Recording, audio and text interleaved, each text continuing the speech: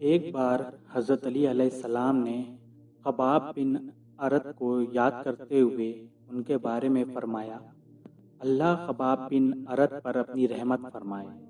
وہ اپنی مرضی سے اسلام لائے، انہوں نے اپنی خوشی سے ہجرت کی اور ضرورت کے مطابق قناعت کی۔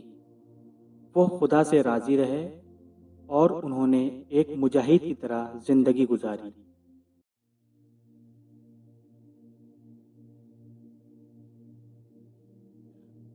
وہ ویکتی بھاگشالی ہے جس نے پرلوک کو یاد رکھا، حساب کتاب دینے کے لیے کرم کیے، جتنی ضرورت ہو اتنی قناعت کی اور اللہ سے راضی رہا۔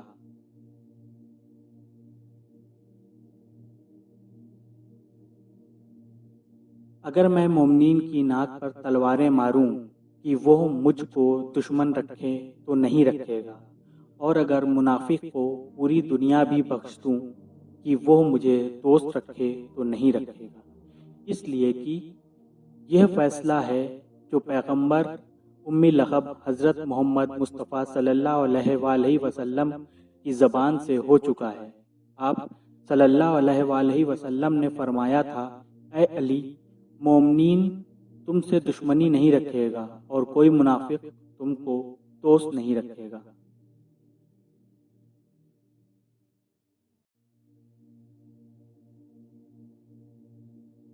وہ پاپ جس کا تمہیں دکھ ہو اس نیکی سے کہیں اچھا ہے جو تم کو گھمنڈی بنا دے۔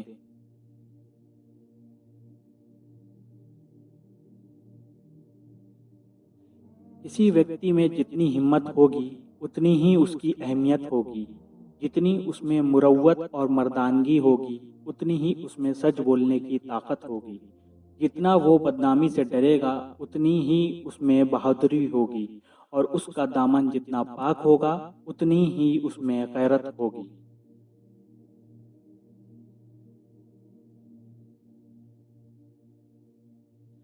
سفلتا دور درشتا پر نربھر ہے، دور درشتا سوچ وچار پر نربھر ہے، اور سوچ وچار بھیدوں کو چھپا کر رکھنے پر نربھر ہے۔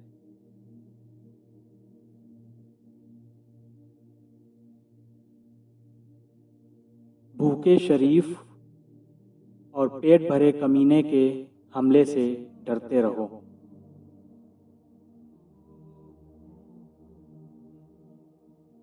لوگوں کے دل جانوروں کی طرح ہیں، جو ان کو سدھائے گا وہ اس کی طرح جھک جائے گا۔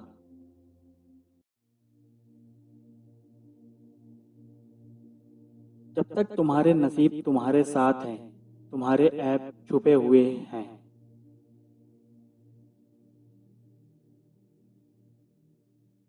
معاف کرنا سب سے زیادہ اس کو شوبھا دیتا ہے جو دنڈ دینے کی شکتی رکھتا ہو۔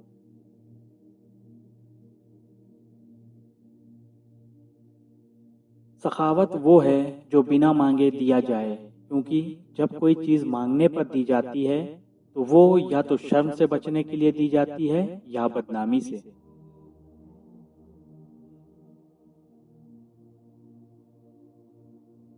بدھی سے بڑھ کر کوئی دولت نہیں ہے، جہالت سے بڑھ کر کوئی غریبی نہیں ہے، سد ویوہار سے بڑھ کر کوئی دھروہر نہیں ہے، اور پرامرش سے بڑھ کر کوئی مددگار نہیں۔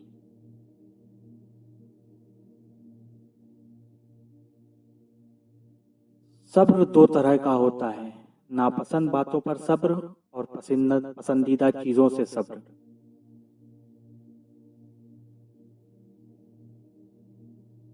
اگر پیسہ ہو تو پردیس بھی دیس ہے، اور اگر پیسہ نہ ہو تو دیس بھی پردیس ہے۔